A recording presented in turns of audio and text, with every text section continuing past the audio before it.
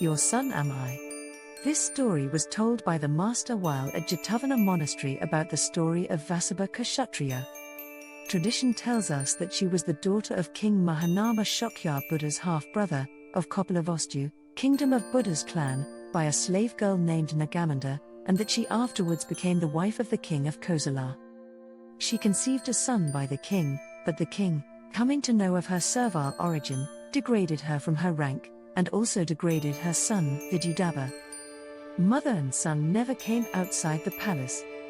Hearing of this, the master at early dawn came to the palace attended by 500 brethren monks, and, sitting down on the seat prepared for him, said, "Sire, where is Vasabha-Kshatriya?" Then the king told him what had happened. "Sire, whose daughter is Vasabha-Kshatriya?" "Mahanama's daughter, sir." "When she came away, to whom did she come as wife?" "To me, sir." "Sire, she is a king's daughter, to a king she is wed, and to a king she has borne her son. For which reason is that son not in authority over the realm which owns his father's sway?" In past days, a monarch who had a son by a casual sticks-gatherer gave that son his power to govern. The king asked the Lord Buddha to explain this.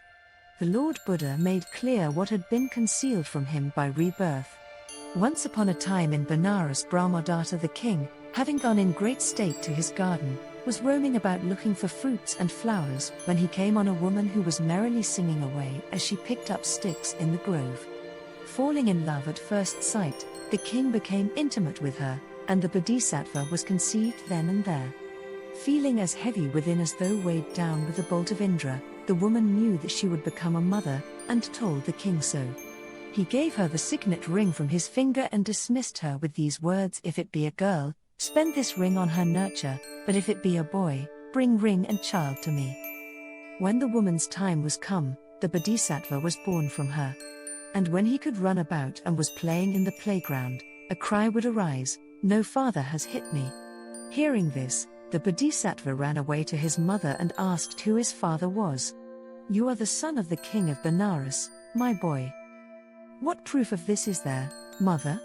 "My son, the king on leaving me gave me this signet ring and said, 'If it be a girl, spend this ring on her nurture, but if it be a boy, bring ring and child to me.' Why then don't you take me to my father, mother?" Seeing that the boy's mind was made up, she took him to the gate of the palace, and asked their coming to be announced to the king.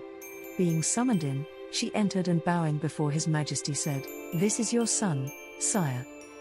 The king knew well enough that this was the truth, but shame before all his court made him reply, "He is no son of mine." "But here is your signet ring, sire, you will recognize that."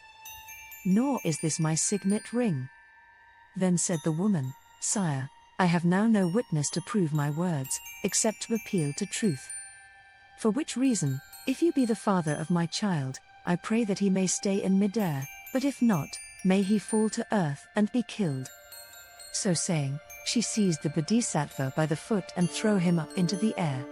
Seated cross-legged in midair, the bodhisattva in sweet tones repeated this stanza to his father, stating the truth, "Your son am I, great monarch, rear me, sire." The king rears others, but much more his child. Hearing the bodhisattva thus teach the truth to him from midair, the king stretched out his hands and cried, "Come to me, my boy. None but me shall rear and raise you." 1,000 hands were stretched out to receive the bodhisattva, but it was into the arms of the king and of no other that he descended, seating himself in the king's lap. The king made him viceroy, and made his mother queen wife. At the death of the king his father, he came to the throne by the title of King Katthavahana the sticks-bearer, and after ruling his realm righteously, passed away to fare according to his deeds.